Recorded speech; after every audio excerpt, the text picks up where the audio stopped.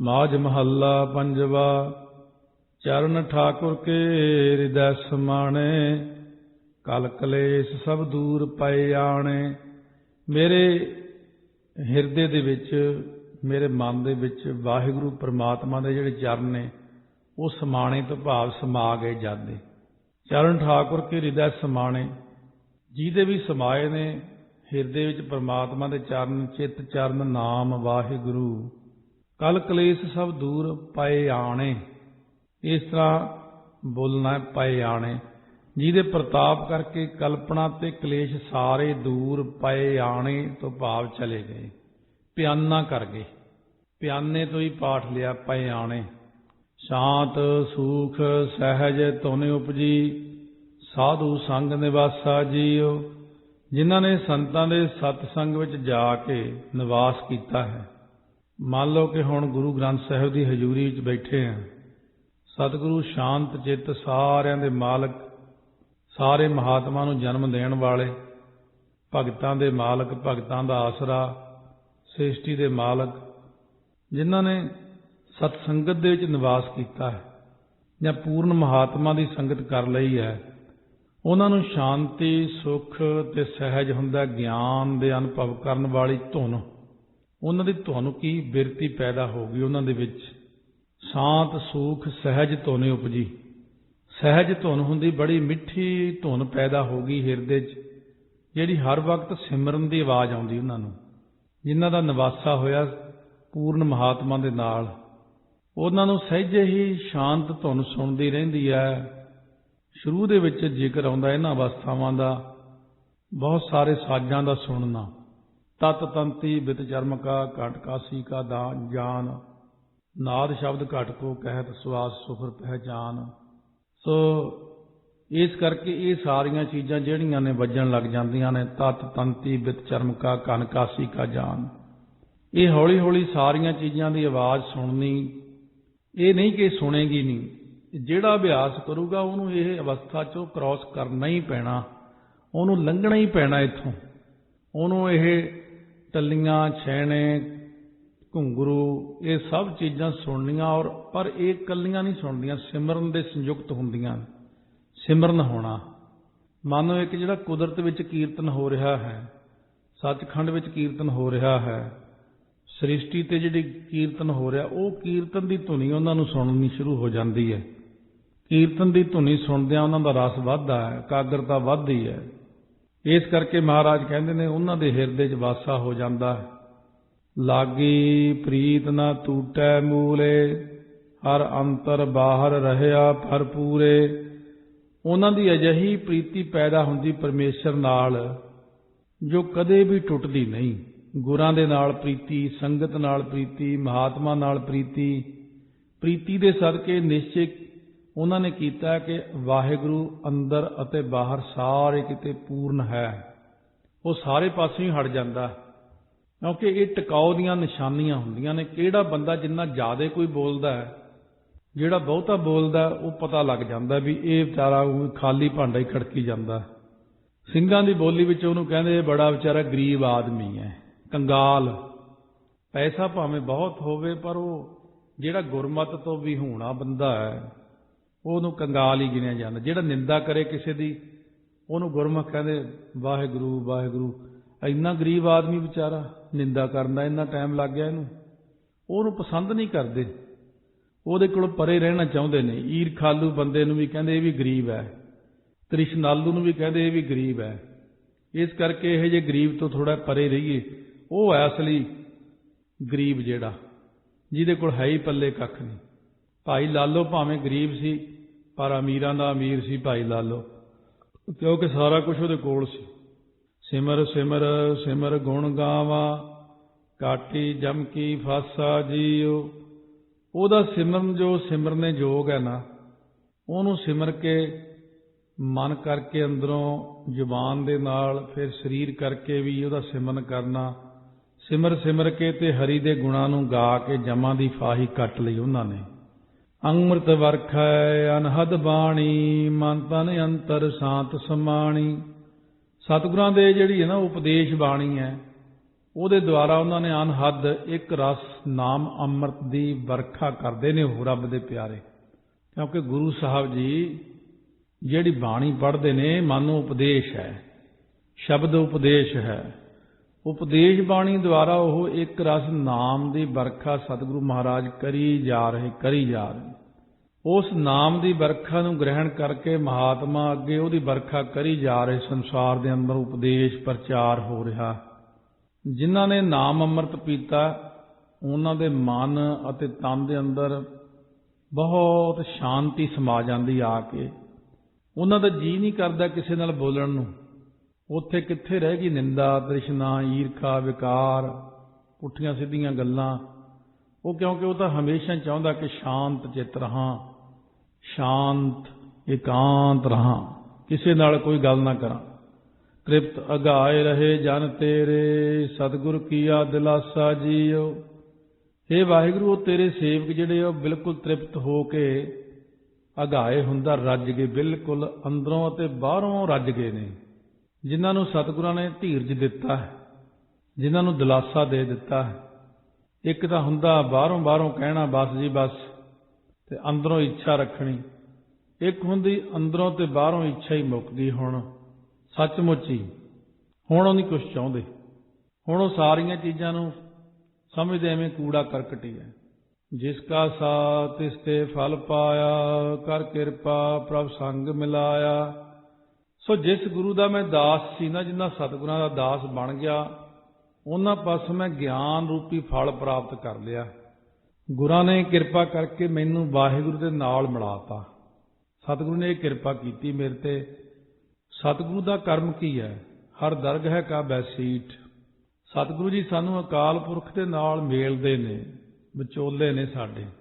ਇਹ ਜੀਵ ਰੂਪ ਇਸਤਰੀ ਆਤਮਾ ਅਤੇ ਉਹ ਅਕਾਲ ਪੁਰਖ, ਸੋ ਪੁਰਖ, ਸਤਿਪੁਰਖ ਵਾਹਿਗੁਰੂ ਪਰਮਾਤਮਾ। ਇਹ ਜੀਵ ਆਤਮਾ ਤੇ ਪਰਮਾਤਮਾ ਨੂੰ ਸਤਿਗੁਰੂ ਮਿਲਾਉਣ ਲਈ ਵਿਚੋਲੇ ਨੇ। ਵਿਛੜੀ ਰੂਹ ਨੂੰ ਮਿਲਾਉਂਦੇ ਨੇ ਸਤਿਗੁਰੂ ਪਰਮਾਤਮਾ ਨਾਲ। ਇਹ ਸਾਡਾ ਮੁੱਖ ਨਿਸ਼ਾਨਾ ਹੈ। ਹੋਰ ਜਿਹੜਾ ਆਪਾਂ ਗੁਰੂ ਘਰ ਚ ਆਉਂਦੇ ਹਾਂ, ਸਾਡਾ ਇੱਥੇ ਇਹ ਨਿਸ਼ਾਨਾ ਹੈ ਕਿ ਅਸੀਂ ਵਿਛੜੇ ਹੋਏ ਹਾਂ। ਸਾਡੀ ਰੂਹ ਆਤਮਾ ਸਾਡੀ ਵਿਛੜੀ ਤੁਹਾਡੇ ਤੋਂ, ਤੁਸੀਂ ਕਿਰਪਾ ਕਰਕੇ ਆਪਣੇ ਨਾਲ ਮੇਲ ਲਓ। ਹੋਰ ਕੋਈ ਆਪਾਂ ਇੱਥੇ ਪੈਸੇ ਪਦਾਰਥ ਮੰਗਣ ਲਈ ਸਾਧਨ ਨਹੀਂ ਬਣਾਇਆ ਹੋਇਆ, ਜਾਂ ਕੋਈ ਇਹ ਨਹੀਂ ਕਿ ਅਸੀਂ ਇੱਥੇ ਪ੍ਰਸ਼ਾਦਾ ਹੀ ਛਕਣ ਆਉਣੇ ਜਾਂ ਪ੍ਰਸ਼ਾਦ ਹੀ ਲੈਣਾ। ਇਹ ਤਾਂ ਇੱਕ ਛੋਟੀ ਜਿਹੀ ਕਿਰਿਆ ਹੈ ਗੁਰੂ ਦੀ। ਪਰ ਜੇ ਕਿਸੇ ਨੂੰ ਪੁੱਛੋ ਗੁਰਦੁਆਰੇ ਕੀ ਕਰਨ ਚੱਲੇ ਆ, ਉਹਨੂੰ ਪ੍ਰਯੋਜਨ ਨਹੀਂ ਪਤਾ ਕਿ ਮੈਂ ਕੀ ਕਰਨ ਚੱਲੇ ਆ ਉੱਥੇ। ਉੱਦਾਂ ਹੀ ਆਇਆ ਬਸ ਵਿਚਾਰਾ। ਜਿਹਨੂੰ ਪਤਾ ਲੱਗ ਜਾਏ ਕਿ ਪ੍ਰਯੋਜਨ ਹੈ ਕੀ, ਉਹ ਇਹੀ ਪ੍ਰਯੋਜਨ ਹੈ ਜਿਹੜਾ ਸਤਿਗੁਰੂ ਕਹਿ ਰਹੇ ਨੇ ਕਿ ਗੁਰਾਂ ਨੇ ਕਿਰਪਾ ਕਰਕੇ ਮੇਰੀ ਆਤਮਾ ਨੂੰ ਪਰਮਾਤਮਾ ਨਾਲ ਮਿਲਾਪ ਕਰਵਾ ਦਿੱਤਾ। ਸਦਾ ਲਈ ਉਹ ਜੀਵ ਜਿਹੜਾ ਸੀ ਪਰਮਾਤਮਾ ਵਿੱਚ ਲੀਨ ਹੋ ਗਿਆ। ਆਵਣ ਜਾਣ ਰਹੇ ਵਡਭਾਗੀ, ਨਾਨਕ ਪੂਰਨ ਆਸਾ ਜੀਓ। ਕਹਿੰਦੇ ਹੁਣ ਮੈਂ ਵਡਭਾਗੀ ਦਾ ਜਿਹੜਾ ਆਉਣਾ ਜਾਣਾ, ਜੰਮਣਾ ਮਰਨਾ ਸਾਰਾ ਹੀ ਮੁੱਕ ਗਿਆ। ਅਥਵਾ ਜਿਹੜੇ ਵਡਭਾਗੀ ਲੋਕ ਨੇ, ਵੱਡਿਆਂ ਭਾਗਾਂ ਵਾਲੇ ਨੇ, ਜਿਨ੍ਹਾਂ ਦਾ ਪ੍ਰਮਾਤਮਾ 'ਚ ਮਿਲਾਪ ਹੋ ਗਿਆ, ਲੀਨ ਹੋ ਗਏ ਨੇ, ਸੋ ਉਹ ਸਾਰੇ ਉਹਨਾਂ ਦੀ ਚੀਜ਼ਾਂ ਖਤਮ ਹੋ ਗਈਆਂ। ਹੁਣ ਕੋਈ ਗੱਲ ਨਹੀਂ, ਸਭ ਕਾਗਜ਼ ਪਾੜ ਦਿੱਤੇ ਪ੍ਰਮਾਤਮਾ ਨੇ। ਇਉਂ ਜਗਿਆਸੂ ਹੁਣ ਕਹਿੰਦਾ ਮੇਰੇ ਜੀਅ ਦੀਆਂ ਸਾਰੀਆਂ ਆਸਾਂ ਪੂਰਨ ਹੋ ਗਈਆਂ ਨੇ। ਉਹ ਗੱਲ ਹੀ ਮੁੱਕ ਗਈ। ਪਹਿਲਾਂ ਤਾਂ ਮਾੜੀ ਮਾੜੀ ਚੀਜ਼ ਲਈ ਬੰਦਾ ਤੜਫਦਾ ਫਿਰਦਾ, ਛੋਟੀ ਛੋਟੀ ਚੀਜ਼ ਲਈ। ਮਾੜੀ ਮਾੜੀ ਚੀਜ਼ ਵੀ ਅੱਜ ਬਹੁਤ ਗਰੀਬ ਆਦਮੀ ਇੰਡੀਆ ਦੇ ਵਿੱਚ ਜਿਵੇਂ ਦੇਖਦੇ ਹਾਂ ਆਪਾਂ, ਵਿਚਾਰੇ ਪਾਈਆ ਚੀਜ਼, ਕੋਈ ਮਾੜੀ ਜਿਹੀ ਚੀਜ਼ ਖਰੀਦਦੇ ਨੇ ਕਿਉਂਕਿ ਦਿਹਾੜੀ ਕਮਾਉਣੀ 10-20 ਰੁਪਈਏ, ਉਹਨਾਂ ਖਰੀਦਣਾ ਖਾ ਲੈਣਾ, ਉਹਦਾ ਇੰਨਾ ਹੀ ਬਣਿਆ। ਪਰ ਅਚਾਨਕ ਉਹਨੂੰ ਪਰਮਾਤਮਾ ਵੱਲੋਂ ਬਹੁਤ ਜ਼ਿਆਦਾ ਧਨ ਮਿਲ ਜਾਵੇ, ਉਹ ਗੱਲਾਂ ਹੀ ਮੁੱਕ ਜਾਂਦੀਆਂ ਸਾਰੀਆਂ।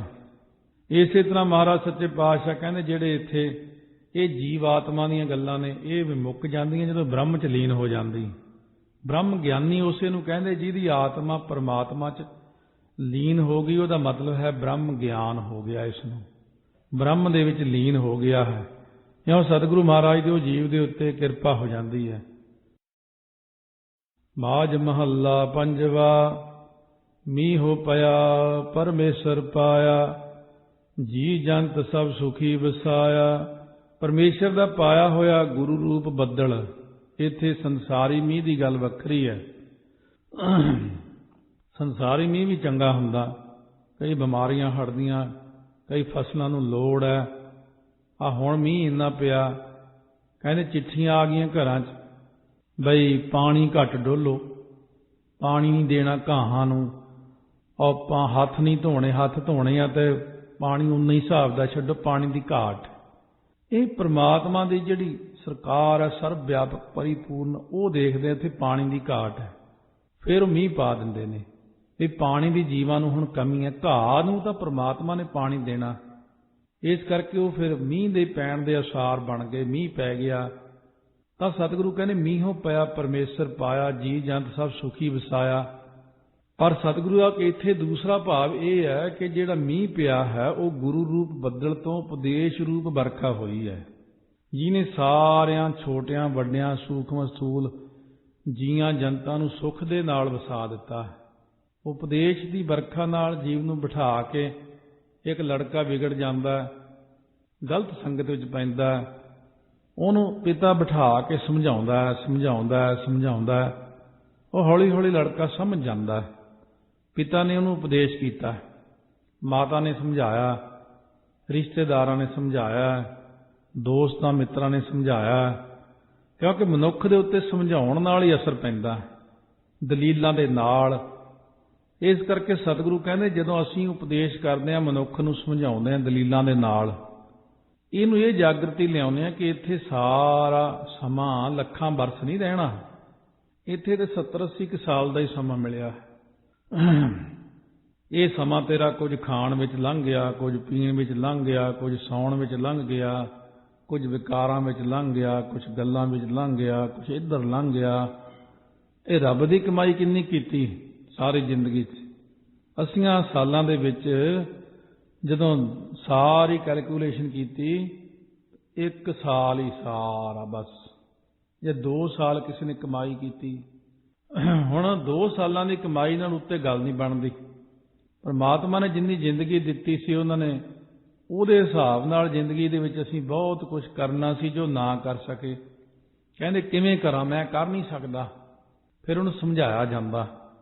ਜਿਵੇਂ ਬੰਬੇ ਦੀ ਸੰਗਤ ਕਹਿਣ ਲੱਗੀ, ਅਸੀਂ ਤਾਂ ਇੱਥੇ ਸਾਡੇ ਕੰਮ ਹੀ ਬੜੇ ਦੂਰ ਦੂਰ ਹੈ, ਸਵੇਰੇ 7 ਵਜੇ ਬੱਸ ਬੈਠੋ, 9 ਵਜੇ ਤਾਂ ਦਫ਼ਤਰ ਹੀ ਪਹੁੰਚਦੇ 2 ਘੰਟੇ 'ਚ, ਉੱਥੋਂ ਫਿਰ ਸ਼ਾਮ ਨੂੰ 5 ਵਜੇ ਬੱਸ ਬਹਿ ਕੇ 7 ਵਜੇ ਘਰੇ ਆਉਣੇ, ਕਿਹੜੇ ਵੇਲੇ ਪਾਠ ਕਰੀਏ, ਪਾਠ ਨੂੰ ਟਾਈਮ ਨਹੀਂ ਹੁੰਦਾ ਸਾਡੇ ਕੋਲ।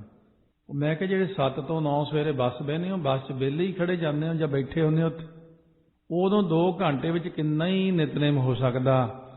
ਜਪਜੀ ਸਾਹਿਬ ਦੇ ਜੇ ਹੌਲੀ ਹੌਲੀ ਵੀ 6 ਪਾਠ ਘੰਟੇ ਦੇ ਹੁਣ 12 ਪਾਠ 2 ਘੰਟੇ 'ਚ ਹੋ ਗਏ, ਸ਼ਾਮ ਨੂੰ ਆਉਂਦੇ ਫਿਰ 12-25 ਪਾਠ ਦੇ ਨੇੜੇ ਤੁਸੀਂ ਪਹੁੰਚ ਗਏ। ਹੋਰ ਤੁਹਾਨੂੰ ਕੀ ਚਾਹੀਦਾ? ਤੁਸੀਂ ਆਪਣੇ ਟਾਈਮ ਨੂੰ ਨਹੀਂ ਬਚਾਉਂਦੇ, ਤੁਸੀਂ ਟਾਈਮ ਨੂੰ ਸੰਭਾਲਦੇ ਨਹੀਂ ਹੋ। ਐਵੇਂ ਬੱਸ 'ਚ ਬੈਠੇ ਉੱਥੇ ਗਾਣੇ ਲਾ ਲਏ ਕੰਨਾਂ ਨੂੰ, ਵਾਕਮੈਨ ਜਿਹਾ ਲਾ ਕੇ ਐਵੇਂ ਪੌਪ ਸੰਗੀਤ ਸੁਣਦੇ ਫਿਰਦੇ ਹੋ। ਫਿਰ ਉਹ ਸਾਰੇ ਕਢਾਏ ਉਹਨਾਂ ਦੇ। ਇਹ ਹੌਲੀ ਹੌਲੀ ਫਿਰ ਸਾਰਿਆਂ ਥਾਵਾਂ ਤੋਂ ਹੀ ਵਾਹਿਗੁਰੂ ਨੇ ਆਪ ਹੀ ਕਢਵਾ ਦਿੱਤੇ ਨੇ। ਇਸ ਕਰਕੇ ਆਪਣੇ ਕਾਰ ਵਿੱਚ ਜਾਂਦੇ ਹੋਏ ਸਮੇਂ ਨੂੰ ਵੇਸਟ ਨਾ ਕਰੋ। ਹੋਰ ਜੋ ਕੋਈ ਵੀ ਕੰਮ ਕਰਦੇ ਹੋ ਉਹਦੇ ਵਿੱਚ ਜੇ ਇੱਕ ਇੱਛਾ ਲੱਗ ਜਾਵੇ, ਆਪਾਂ ਕੋਈ ਨਿਆਣੇ ਸਕੂਲ ਦਾ ਕੰਮ ਕਰਦੇ, ਟੀਵੀ ਲਾ ਕੇ ਬੈਠ ਜਾਂਦੇ ਨੇ, ਨਾਲੇ ਸਕੂਲ ਦਾ ਕੰਮ ਕਰਦੇ।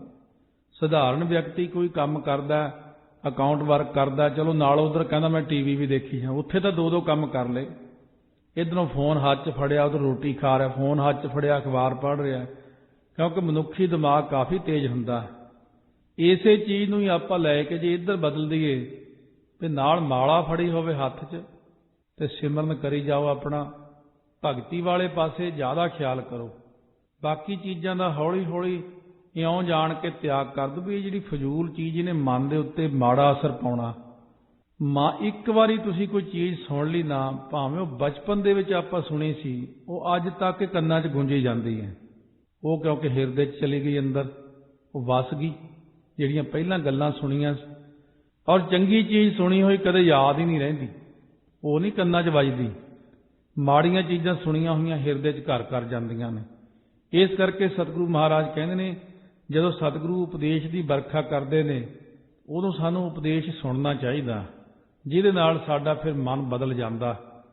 ਗਿਆ ਕਲੇਸ਼ ਭਇਆ ਸੁਖ ਸਾਚਾ, ਹਰ ਹਰ ਨਾਮ ਸੰਭਾਲੀ ਜੀਓ, ਵਾਹਿਗੁਰੂ ਵਾਹਿਗੁਰੂ ਨਾਮ ਦੇ ਸੰਭਾਲਣ ਕਰਕੇ ਹੌਲੀ ਹੌਲੀ ਜਦੋਂ ਸਾਡੀ ਬਿਰਤੀ ਉੱਪਰ ਨੂੰ ਉੱਠਣ ਲੱਗੀ, ਪ੍ਰਮਾਤਮਾ ਵੱਲ ਨੂੰ ਜੋੜਨ ਲੱਗੀ, ਤੇ ਸਾਰੇ ਜਿਹੜੇ ਕਲੇਸ਼ ਸੀ ਇਹ ਮਿਟਣ ਲੱਗ ਪਏ।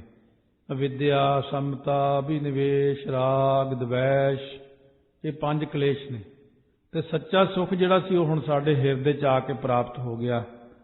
ਜਿਸ ਕੇ ਸੇ ਤਿਨ ਹੀ ਪ੍ਰਤਪਾਰੇ, ਪਾਰ ਬ੍ਰਹਮ ਪ੍ਰਭ ਭਏ ਰਖਵਾਰੇ। ਹੁਣ ਜਿਹਨੇ ਪੈਦਾ ਕੀਤੇ ਸੀ ਅਸੀਂ, ਉਹਨੇ ਹੀ ਸਾਡੀ ਪਾਲਣਾ ਕੀਤੀ। ਰੋਟੀ ਉਸੇ ਨੇ ਦੇਣੀ ਹੈ। ਜੇ ਬੰਦੇ ਨੇ ਰੋਟੀ ਦੇਣੀ ਹੋਵੇ, ਬੰਦਾ ਤਾਂ ਰੋਟੀ ਦੇਵੇ ਹੀ ਨਾ ਕਿਸੇ ਨੂੰ। ਉਹ ਕਹਿੰਦਾ ਚੁੱਪ ਕਰਕੇ ਇਹਦੀ ਰੋਟੀ ਬੰਦ ਕਰੋ, ਮਾਰੋ ਇਹਨੂੰ। ਬੰਦੇ ਦਾ ਸੁਭਾਅ ਹੀ ਇਦਾਂ ਦਾ, ਇਹ ਦੂਜੇ ਬੰਦੇ ਨੂੰ ਦੇਖ ਕੇ ਖੁਸ਼ ਨਹੀਂ ਹੁੰਦਾ। ਪਰਮਾਤਮਾ ਸਾਰਿਆਂ ਦਾ ਪਿਤਾ ਹੋਣ ਕਰਕੇ ਸਾਰਿਆਂ ਨੂੰ ਰੋਟੀ ਦਿੰਦਾ। ਉਹ ਪਾਰ ਬ੍ਰਹਮ ਪ੍ਰਭੂ ਸਾਡੀ ਹਮੇਸ਼ਾ ਹੀ ਰੱਖਿਆ ਕਰਨ ਵਾਲੇ ਹੋਏ ਨੇ। ਜੇ ਵਾਹਿਗੁਰੂ ਸਾਡੀ ਰੱਖਿਆ ਨਾ ਕਰੇ ਤਾਂ ਸਾਨੂੰ ਤਾਂ ਹੁਣ ਨੂੰ ਲੋਕ ਚੁੱਕ ਕੇ ਲੈ ਜਾਂਦੇ। ਵਾਹਿਗੁਰੂ ਹੀ ਸਭ ਦਾ ਰੱਖਿਅਕ ਹੈ। ਵਾਹਿਗੁਰੂ ਹੀ ਸਾਰਿਆਂ ਦਾ ਰੋਜੀ ਰੋਟੀ ਦਾ ਮਾਲਕ ਹੈ। ਸੁਣੀ ਬੇਨੰਤੀ ਠਾਕੁਰ ਮੇਰਾ, ਪੂਰਨ ਹੋਈ ਕਾਲੀ ਜੀਓ। ਪਰਮਾਤਮਾ ਨੇ ਹੁਣ ਸਾਡੀ, ਵਾਹਿਗੁਰੂ ਨੇ ਬੇਨਤੀ ਅਰਦਾਸ ਸੁਣ ਲਈ। ਇਸ ਕਰਕੇ ਮੇਰੇ ਜੀ ਦੀ ਜਿਹੜੀ ਸਾਰੀ ਕਮਾਈ ਸੀ ਨਾ, ਉਹ ਸਫਲ ਹੋ ਗਈ। ਅੰਦਰੋਂ ਜਿਹੜੀ ਮੈਂ ਮਿਹਨਤ ਕੀਤੀ ਸੀ, ਪਹਿਲਾਂ ਤਾਂ ਮਿਹਨਤ ਕਰਦੇ ਰਹੇ। ਬੰਦਾ ਪੜ੍ਹਦਾ ਸਾਰੀ ਜ਼ਿੰਦਗੀ, MA ਕਰ ਲਈ, ਡਿਪਲੋਮੇ ਕਰ ਲਏ, ਡਿਗਰੀਆਂ ਕਰ ਲਈਆਂ, ਪਰ ਨੌਕਰੀ ਨਹੀਂ ਮਿਲੀ ਕਿਤੇ। ਸੋਚਦਾ ਇੰਨਾ ਕੁਝ ਕਰਕੇ ਹਲੇ ਕੁਝ ਨਹੀਂ ਮਿਲਿਆ। ਪਰ ਇੱਕ ਦਿਨ ਅਚਾਨਕ ਬਹੁਤ ਵਧੀਆ ਨੌਕਰੀ ਮਿਲ ਜਾਂਦੀ। ਸਾਰਾ ਪਰਿਵਾਰ ਬੜਾ ਖੁਸ਼ ਹੁੰਦਾ, ਉਹ ਵੀ ਖੁਸ਼ ਹੁੰਦਾ। ਚਲੋ ਸ਼ੁਕਰ ਹੈ ਤੇਰੀ ਕਮਾਈ ਕੀਤੀ, ਘਾਲ ਕੀਤੀ, ਥਾਂ ਹੀ ਪੈ ਗਈ, ਵਧੀਆ ਨੌਕਰੀ ਮਿਲ ਗਈ ਤੈਨੂੰ। ਸਤਿਗੁਰੂ ਕਹਿੰਦੇ ਇਸੇ ਤਰ੍ਹਾਂ ਜਿਹੜਾ ਜੀਵ, ਜਿਹੜੇ ਭਗਤ ਨੇ, ਉਹ ਅਭਿਆਸ ਕਰਦੇ, ਕਦੇ ਆਹ ਪਾਠ ਕਰਦੇ, ਕਦੇ ਉਹ ਸਿਮਰਨ ਕਰਦੇ, ਕਦੇ ਅੰਮ੍ਰਿਤ ਵੇਲੇ ਉੱਠਦੇ, ਕਦੇ ਸਾਰੀ ਰਾਤ ਬੈਠਦੇ, ਕਦੇ ਸੇਵਾ ਕਰਦੇ ਆ। ਕੋਈ ਚਮਕਾਰਾ ਨਹੀਂ ਵੱਜਿਆ, ਕੋਈ ਝਲਕਾਰਾ ਪਿਆ ਨਹੀਂ, ਕੋਈ ਟਿਕਾਓ ਜਿਹਾ ਬਣਿਆ ਨਹੀਂ। ਵਿਚਾਰਾ ਸੋਚਦਾ ਇੰਨੇ ਸਾਲ ਹੋ ਗਏ ਲੱਗੇ ਨੂੰ, ਕੁਝ ਬਣੀ ਨਹੀਂ ਗੱਲ। ਪਰ ਜਦੋਂ ਅਚਾਨਕ ਪਰਮੇਸ਼ਰ ਨੇ ਚਮਕਾਰਾ ਮਾਰਿਆ ਆਪਣਾ, ਕੋਈ ਕੌਤਕ ਕੀਤਾ, ਕੋਈ ਰਸ ਆਇਆ, ਕੋਈ ਟਿਕਾਓ ਬਣਿਆ, ਕਹਿੰਦੇ ਸ਼ੁਕਰ ਹੈ ਮੇਰੀ ਘਾਲ ਕਮਾਈ ਥਾਂ ਹੀ ਪੈ ਗਈ, ਸਫਲੀ ਹੋ ਰਹੀ ਹੈ। ਉਹਨੂੰ ਕਹਿੰਦੇ ਫਲ, ਸਹਿਤ ਫਲ ਦੇ ਮੇਰੀ ਕਮਾਈ ਹੋ ਗਈ। ਸਰਬ ਜੀਆਂ ਕਉ ਦੇਵਨਹਾਰਾ, ਗੁਰ ਪ੍ਰਸਾਦੀ ਨਦਰ ਨਿਹਾਰਾ। ਜੋ ਵਾਹਿਗੁਰੂ ਸਾਰਿਆਂ ਜੀਆਂ ਨੂੰ ਦਾਨ ਦੇਣ ਵਾਲਾ, ਹਰੇਕ ਨੂੰ ਦੇਣ ਵਾਲਾ, ਹਰ ਇੱਕ ਨੂੰ ਹੀ ਦਿੰਦਾ, ਚਾਹੇ ਉਹਦਾ ਜਾਪ ਕਰਦਾ ਜਾਂ ਨਾ ਕਰਦਾ। ਇਹ ਉਹਦੀ ਖਾਸੀਅਤ ਹੈ। ਕਹਿੰਦੇ ਉੱਦਾਂ ਹੈ ਮੇਰੇ ਸਾਰੇ ਹੀ, ਪਰ ਪਰਮੇਸ਼ਰ ਆਪਣੇ ਭਗਤਾਂ ਨੂੰ ਪਿਆਰ ਕਰਦਾ ਹੈ, ਦਿੰਦਾ ਉਹਨਾਂ ਨੂੰ ਵੀ ਹੈ। ਪਰ ਰੋਟੀ ਤੋਂ ਕਿਸੇ ਨੂੰ ਹੀ ਭੁੱਖਾ ਮਾਰਦਾ, ਹਰੇਕ ਨੂੰ ਦੇਣਾ ਹੀ ਦੇਣਾ ਉਹਨੇ।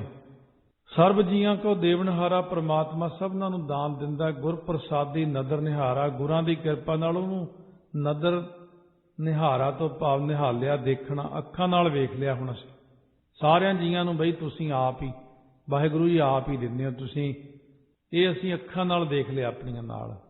ਜਲ ਥਲ ਮਹੀਲ ਸਭ ਤ੍ਰਿਪਤਾਣੇ, ਸਾਧੂ ਚਰਨ ਪਖਾਲੀ ਜੀਓ। ਸੰਤਾਂ ਦੇ ਚਰਨ ਪਖਾਲੀ ਤੋਂ ਭਾਵ ਧੋਣ ਨਾਲ ਇਹ ਜਾਣ ਲਿਆ, ਭਾਵ ਚਰਨ ਧੋਤੇ ਕਿ ਇਸ਼ਨਾਨ ਕਰਾਏ, ਕਿ ਸੇਵਾ ਕਰਾਈ। ਬ੍ਰਹਮ ਗਿਆਨੀ ਦੀ ਸੇਵਾ ਬਹੁਤ ਔਖੀ ਹੁੰਦੀ ਹੈ, ਉਹਦੇ ਨਾਲ ਰਹਿਣਾ, ਉਹਦੀ ਸੇਵਾ ਕਰਨੀ। ਨਕਲੀ ਬ੍ਰਹਮ ਗਿਆਨੀ ਤਾਂ ਬਹੁਤ ਮਿਲਣਗੇ, ਪਰ ਅਸਲ ਦੀ ਮੈਂ ਗੱਲ ਕਰਦਾ ਕਿ ਅਸਲ ਦੇ ਨਾਲ ਤਾਂ ਜਦੋਂ ਰਹੇ 24 ਘੰਟੇ ਨਹੀਂ ਸੀ ਸੌਂ ਸਕਦੇ ਹੁੰਦੇ। ਉਦੋਂ ਪਤਾ ਨਹੀਂ ਕਿਹੜੇ ਵੇਲੇ ਆਵਾਜ਼ ਪੈ ਜਾਣੀ ਹੈ। ਨੀਂਦ ਨੂੰਦ ਦੀ ਕੋਈ ਪਰਵਾਹ ਨਹੀਂ, ਰੋਟੀ ਭੁੱਖ ਦੀ ਕੋਈ ਪਰਵਾਹ ਨਹੀਂ, ਖੜੇ ਖੜੇ ਹੀ ਰੋਟੀ ਖਾਣੀ ਪੈਂਦੀ ਸੀ। ਆ 2 ਰੋਟੀਆਂ ਘੁਮਾਈਆਂ ਫਟਾਫਟ ਅੰਦਰ, ਨਾਲ ਹੀ ਪਾਣੀ ਪੀਤਾ, ਚਲੋ ਕੰਮ ਮੁੱਕਿਆ। ਨੀਂਦ ਹਰਾਮ, ਬਸ ਕੰਮ ਖਤਮ। ਕਿ ਜੇ ਸੁੱਖ ਲੈਣੇ ਅਗਲਾ ਕਹਿੰਦਾ ਘਰ ਜਾ, ਉੱਥੇ ਜਾ ਕੇ ਆਰਾਮ ਨਾਲ ਸੌਂ। ਸੁੱਖ ਨਹੀਂ ਹੈ। ਫਿਰ ਜਦੋਂ ਕਮਾਈ ਕਰਨੀ ਹੈ, ਵਿਦਿਆਰਥੀ ਹੈ, ਵਿਦਿਆਰਥੀ ਵਿਚਾਰੇ ਜਦੋਂ ਹੋਸਟਲਾਂ 'ਚ ਪੜ੍ਹਦੇ ਨੇ, ਸਾਰੀ ਸਾਰੀ ਰਾਤ ਜਾਗਣਾ, ਪੜ੍ਹਾਈਆਂ ਕਰਨੀਆਂ, ਕਿਤੇ ਚਾਹੀਦੀ ਰੋਟੀ ਮਿਲੀ ਨਾ ਮਿਲੀ, ਬਹੁਤ ਬੁਰਾ ਹਾਲ ਹੋ ਕੇ ਪੜ੍ਹਦੇ ਆ। ਪਰ ਇਸ ਕਰਕੇ ਫਿਰ ਬਾਅਦ ਵਿੱਚ ਉਹਦਾ ਫਲ ਮਿਲ ਜਾਂਦਾ। ਕਹਿੰਦੇ ਨੇ ਮਹਾਂਪੁਰਖਾਂ ਦੀ ਸੇਵਾ ਜਿਹੜੀ ਹੁੰਦੀ ਹੈ, ਉਦੋਂ ਤਾਂ ਬਹੁਤ ਔਖੀ ਲੱਗਦੀ ਹੈ। ਗੁਰਪੀਰਾਂ ਕੀ ਚਾਕਰੀ ਮਹਾਂ ਕਰੜੀ, ਪਰ ਬਾਅਦ ਕਹਿੰਦੇ ਸੁੱਖ ਸਾਰ, ਫਿਰ ਬਾਅਦ ਵਿੱਚ ਸੁੱਖ ਦਿੰਦੀ ਆ। ਸੋ ਵਾਹਿਗੁਰੂ ਜਲਾਂ ਥਲਾਂ ਮਹਿਤ ਭਾਵ ਪ੍ਰਿਥਵੀ ਆਲ ਆਕਾਸ਼ ਵਿੱਚ ਪੂਰਨ ਹੈ, ਅਤੇ ਸਾਰੇ ਪਦਾਰਥਾਂ ਵੱਲੋਂ ਤ੍ਰਿਪਤਾਣੇ, ਰੱਜ ਗਏ ਹਾਂ ਹੁਣ। ਤਮੰਨਾ ਹੀ ਨਹੀਂ ਹੈ, ਕੋਈ ਇੱਛਾ ਹੀ ਫੁਰਦੀ ਨਹੀਂ ਹੈ ਵੀ ਆਹ ਚੀਜ਼ ਖਾਣੀ ਆ ਜਾਂ ਪਹਿਨਣੀ ਆ ਜਾਂ ਇਹਦੀ ਹੈ। ਅਖੀਰ ਤਾਂ ਇਹੋ ਜਿਹੀ ਅਵਸਥਾ ਬਣ ਜਾਂਦੀ ਹੈ ਕਿ ਬੰਦਾ ਕਹਿੰਦਾ ਮਾੜਾ ਜਿਹਾ ਪੈਣ ਨੂੰ ਇੱਕ ਥਾਂ ਜਿਹਾ ਚਾਹੀਦਾ, 2 ਫੁਲਕੇ ਜੇ ਬਹੁਤ ਆ, ਬਸ ਭਗਤੀ ਕਰੀਏ। ਫਿਰ ਉਹ ਉਸ ਅਵਸਥਾ ਚਲਿਆ ਜਾਂਦਾ, ਹੋਰ ਗੱਲਾਂ ਛੱਡੋ, ਮੈਨੂੰ ਭਗਤੀ ਕਰ ਦਿਓ, ਮੈਨੂੰ ਆਪਣਾ ਨਾਮ ਰੂਪੀ ਭੋਜਨ ਖਾਣ ਦਿਓ। ਮਨ ਕੀ ਇੱਛ ਪੁਜਾਵਣ ਹਾਰਾ, ਸਦਾ ਸਦਾ ਜਾਈ ਬਲਿਹਾਰਾ। ਜਿਹੜਾ ਵਾਹਿਗੁਰੂ ਮਨ ਦੀਆਂ ਸਾਰੀਆਂ ਇੱਛਾਵਾਂ ਪੂਰਨ ਕਰਨ ਵਾਲਾ ਹੈ, ਉਹ ਸਦਾ ਸਰੂਪ ਅਕਾਲ ਪੁਰਖ 'ਚ ਸਦਾ ਰਹਿਣ ਵਾਲਾ, ਉਹ ਵਾਹਿਗੁਰੂ ਤੋਂ ਮੈਂ ਸਦਾ ਹੀ ਬਲਿਹਾਰ ਜਾਵਾਂ, ਕੁਰਬਾਨ ਜਾਵਾਂ। ਨਾਨਕ ਦਾਨ ਕੀਆ ਦੁਖ ਭੰਜਨ, ਰੱਤੇ ਰੰਗ ਰਸਾਲੀ ਜੀਓ। ਦੁੱਖਾਂ ਦੇ ਨਾਸ਼ ਕਰਨ ਵਾਲੇ ਵਾਹਿਗੁਰੂ ਦਾ ਨਾਮ ਦਾਨ ਜਿਹੜਾ ਗੁਰਾਂ ਨੇ ਸਾਨੂੰ ਦਿੱਤਾ ਹੈ, ਦਾਨ ਕੀਆ ਦੁਖ ਭੰਜਨ, ਗੁਰਾਂ ਨੇ ਕੀਤੀ ਕਿਰਪਾ ਹੈ। ਇਸ ਕਰਕੇ ਅਸੀਂ ਰਸਾਲੀ ਹੁੰਦਾ ਰਸ ਆਲੀ, ਆਲ ਹੁੰਦਾ ਘਰ, ਰਸਾਂ ਦਾ ਜੋ ਘਰ ਹੈ, ਰਸਾਂ ਦੇ ਘਰ ਵਾਹਿਗੁਰੂ ਦੇ ਰੰਗ, ਰੰਗ ਹੁੰਦਾ ਪ੍ਰੇਮ, ਪ੍ਰੇਮ ਵਿੱਚ ਰੱਤੇ ਗਏ ਆ। ਪ੍ਰਮਾਤਮਾ ਦਾ ਪ੍ਰੇਮ ਹੁਣ ਮਨ 'ਚ ਪੈਦਾ ਹੋ ਗਿਆ। ਮਾਝ ਮਹੱਲਾ ਪੰਜਵਾ। ਮਨ ਤਨ ਤੇਰਾ ਧਨ ਪੀ ਤੇਰਾ, ਤੂੰ ਠਾਕੁਰ ਸੁਆਮੀ ਪ੍ਰਭ ਮੇਰਾ। ਪੰਜਵੇਂ ਪਾਤਸ਼ਾਹ ਮਾਝ ਰਾਗ 40ਵਾਂ ਸ਼ਬਦ ਬਖਸ਼ਿਸ਼ ਕਰਦੇ 106 ਅੰਗ ਤੇ, ਇਹ ਵਾਹਿਗੁਰੂ ਮਨ ਵੀ ਤੇਰਾ, ਇਹ ਤਨ ਵੀ ਤੇਰਾ, ਇਹ ਧਨ ਵੀ ਤੇਰਾ ਹੀ ਹੈ, ਸੱਚਮੁੱਚ ਤੇਰਾ ਹੀ ਹੈ। ਉੱਤੋਂ ਤੋਂ ਨਹੀਂ ਕਹਿੰਦੇ ਅਸੀਂ, ਸਭ ਤੁਹਾਡਾ ਹੀ ਦਿੱਤਾ ਹੋਇਆ। ਅਸਲੀਅਤ ਵੀ ਇਹੀ ਹੈ, ਦਿੱਤਾ ਤਾਂ ਤੁਸੀਂ ਹੀ ਹੈ ਸਾਰਾ ਕੁਝ। ਜਦੋਂ ਦੁਨੀਆ 'ਚ ਆਏ ਸੀ ਕੀ ਸੀ ਸਾਡੇ ਹੱਥ 'ਚ? ਆਹ ਸਭ ਤੁਹਾਡੀ ਕਿਰਪਾ ਨਾਲ ਮਿਲਿਆ। ਤੂੰ ਠਾਕੁਰ ਸੁਆਮੀ ਪ੍ਰਭ ਮੇਰਾ। ਇਸ ਕਰਕੇ ਤੁਸੀਂ ਹੀ ਮੇਰੇ ਸੁਆਮੀ ਮਾਲਕ ਹੋ, ਉਤਪਤੀ ਲੈਤਾ ਪਾਲਣਾ ਕਰਨ ਵਾਲੇ ਤੁਸੀਂ ਹੀ ਮੇਰੇ ਮਾਲਕ ਹੋ। ਹੋਰ ਮੇਰਾ ਮਾਲਕ ਕੌਣ? ਮੇਰਾ ਮਾਲਕ ਉਹੀ ਹੋ ਸਕਦਾ ਜਿਹਨੇ ਮੈਨੂੰ ਤਨ ਦਿੱਤਾ, ਧਨ ਦਿੱਤਾ, ਮਨ ਦਿੱਤਾ। ਜੀਓ ਪਿੰਡ ਸਭ ਰਾਸ ਤੁਮਾਰੀ, ਤੇਰਾ ਜੋਰ ਗੋਪਾਲਾ ਜੀਓ। ਇਹ ਜੀਵ ਨੂੰ ਜਿਹੜਾ ਪਿੰਡ ਹੁੰਦਾ ਸਰੀਰ, ਇਹ ਸਰੀਰ ਆਦਿਕ ਸਾਰੀ ਜਿਹੜੀ ਰਾਸ ਹੁੰਦੀ ਪੂੰਜੀ, ਸਵਾਸਾਂ ਰੂਪ ਪੂੰਜੀ ਆਪ ਦੀ ਬਖਸ਼ੀ ਹੋਈ ਹੈ। ਧਨ ਵੀ ਤੁਸੀਂ ਦਿੱਤਾ, ਹੋਰ ਸਭ ਕੁਛ। ਇਹ ਧਰਤੀ ਦੇ ਪਾਲਣਹਾਰੇ ਗੋਪਾਲ ਪਰਮੇਸ਼ਰ ਜੀ, ਮੈਨੂੰ ਤਾਂ ਤੇਰਾ ਹੀ ਆਸਰਾ ਹੈ, ਤੇਰਾ ਹੀ ਬਲ ਹੈ, ਜ਼ੋਰ ਤੇਰਾ ਜ਼ੋਰ। ਇਹ ਗੋਪਾਲ ਪਰਮੇਸ਼ਰ ਜੀ, ਮੈਨੂੰ ਤਾਂ ਤੇਰਾ ਜ਼ੋਰ ਦਾ ਅਰਥ ਹੈ ਗਿਆਨ। ਤੁਸੀਂ ਹੀ ਮੈਨੂੰ ਗਿਆਨ ਦਿੱਤਾ, ਤੁਸੀਂ ਹੀ ਬਲ ਦਿੱਤਾ, ਆਤਮਿਕ ਬਲ, ਸਰੀਰਕ ਬਲ, ਵਿਦਿਆ ਦਾ ਬਲ, ਭਰਾਵਾਂ ਦਾ ਬਲ, ਜਿੰਨੇ ਵੀ ਬਲ ਮਿਲੇ ਨੇ, ਮੈਂ ਬਲ ਹਾਰ ਜਾਵਾਂ ਥੋਤੋਂ, ਸਾਰੇ ਬਲ ਥੋਤੋਂ ਹਾਰ ਜਾਣਾ ਮੈਂ, ਭਾਵ ਤੁਹਾਡੇ ਤੋਂ ਕੁਰਬਾਨ ਕਰਦਿਆਂ ਸਾਰਾ ਕੁਝ। ਸਦਾ ਸਦਾ ਤੂੰ ਹੈ ਸੁਖਦਾਈ, ਨਿਵ ਨਿਵ ਲਾਗਾਂ ਤੇਰੀ ਪਾਈ। ਇਹ ਸਦਾ ਨਿਤ ਸਰੂਪ ਪ੍ਰਮਾਤਮਾ ਜੀ, ਤੁਸੀਂ ਸਦਾ ਹੀ ਸੁੱਖਾਂ ਦੇ ਦੇਣ ਵਾਲੇ ਹੋ। ਮੈਂ ਨਿਉ ਨਿਉ ਕੇ, ਨਿਵ ਨਿਵ ਕੇ, ਝੁਕ ਝੁਕ ਕੇ ਤੁਹਾਡੇ ਚਰਨੀ ਲੱਗਦਾ, ਲੰਮਾ ਪੈ ਜਾ ਤੁਹਾਡੇ ਚਰਨਾਂ ਤੇ, ਡੰਡੌਤ ਬੰਦਨਾ ਕਰਾਂ ਤੁਹਾਨੂੰ। ਪਰ ਇਹ ਤੁਹਾਡੀ ਜਿਹੜੀ ਭਗਤੀ ਦੀ ਕਾਰ ਹੈ, ਤਾਂ ਹੋ ਸਕਦੀ ਜੇ ਤੁਹਾਨੂੰ ਭਾ ਜਾਈਏ। ਕਾਰ ਕਮਾਵਾਂ ਜੇ ਤੁਧ ਭਾਵਾਂ, ਜਾ ਤੂੰ ਦੇਹ ਦਇਆਲਾ ਜੀਓ। ਇਹ ਦਿਆਲੂ ਵਾਹਿਗੁਰੂ ਪ੍ਰਮਾਤਮਾ ਜੀ, ਜਾਂ ਤੁਸੀਂ ਕਿਰਪਾ ਕਰਕੇ ਦੇਵੋ ਤਾਂ ਮੈਂ ਉਹ ਭਜਨ ਸਿਮਰਨ ਰੂਪੀ ਕੰਮ ਕਰਾਂ ਜਿਹੜੀ ਤੁਹਾਨੂੰ ਭਾ ਜਾਵੇ। ਫਿਰ ਨਾਲ ਇਹ ਵੀ ਹੈ ਕਿ ਭਾਵੇ ਤਾਂ, ਜੇ ਤੁਹਾਨੂੰ ਨਾ ਭਾਈ ਫੇਰ ਇੰਨੀ ਮਿਹਨਤ ਵੀ ਕੀਤੀ ਇੰਨੇ ਸਾਲ। ਇਹ ਗੱਲ ਦਾ ਖਿਆਲ ਰੱਖਣਾ, ਸੇਵਾ ਤੇ ਸਿਮਰਨ ਕਰਦਿਆਂ ਜੇ ਹਉਮੈ ਹੋ ਗਈ ਫਿਰ ਸਾਰਾ ਕੁਝ ਖਰਾਬ ਹੋ ਜਾਣਾ। ਇਹ ਦੋਨੋਂ ਚੀਜ਼ਾਂ ਆਪਸ ਵਿੱਚ ਸੰਬੰਧ ਰੱਖਦੀਆਂ ਨੇ। ਸੇਵਾ ਕਰਨੀ ਹੈ ਤਾਂ ਸਿਮਰਨ ਜ਼ਰੂਰ ਕਰਨਾ ਪੈਣਾ, ਨਹੀਂ ਉਹਨੂੰ ਹਜਮ ਨਹੀਂ ਹੋਣਾ। ਜੇ ਸਿਮਰਨ ਕਰਨਾ, ਉਹਦੀ ਹਉਮੈ ਨੂੰ ਮਾਰਨ ਲਈ ਸੇਵਾ ਜ਼ਰੂਰ ਕਰਨੀ ਹੈ, ਨਹੀਂ ਤਾਂ ਫਿਰ ਸਿਮਰਨ ਦੀ ਹਉਮੈ ਹੋਣੀ ਸ਼ੁਰੂ ਹੋ ਜਾਂਦੀ। ਕੁਦਰਤੀ ਗੱਲ ਇਹ ਜੀਵ ਦੇ ਅੰਦਰ ਹੈ ਹਉਮੈ। ਪ੍ਰਭ ਤੁਮ ਤੇ ਲਹਿਣਾ, ਤੂੰ ਮੇਰਾ ਗਹਿਣਾ, ਜੋ ਤੂੰ ਦੇਹ ਸੋਈ ਸੁਖ ਸਹਿਣਾ। ਇਹ ਵਾਹਿਗੁਰੂ ਅਸਾਂ ਤੁਹਾਡੇ ਪਾਸੋਂ ਹੀ ਸਭ ਕੁਝ ਲੈਣਾ ਜੀ, ਕਿਉਂਕਿ ਤੁਸੀਂ ਮੇਰੇ ਗਹਿਣੇ ਹੋ। ਗਹਿਣਾ ਮਤਲਬ ਆਸਰਾ, ਉਹ ਗਹਿਣਾ ਨਹੀਂ।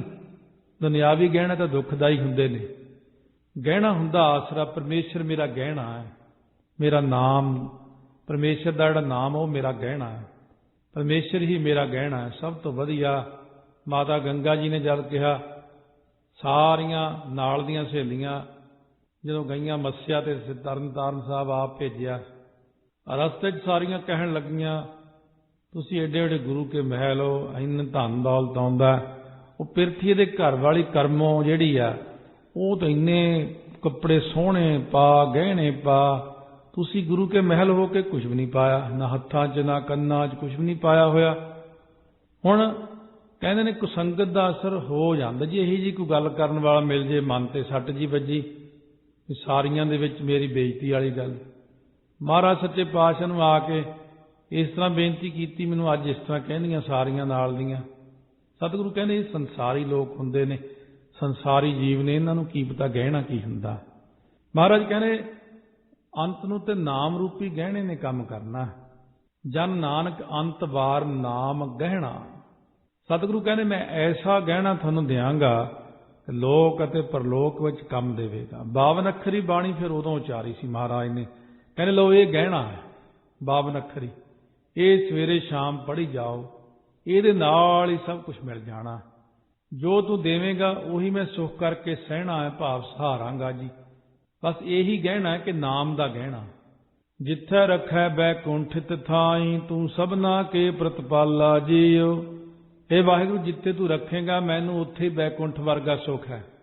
ਤੂੰ ਹੀ ਸਾਰਿਆਂ ਦੇ ਪਾਲਣ ਵਾਲਾ ਹੈ।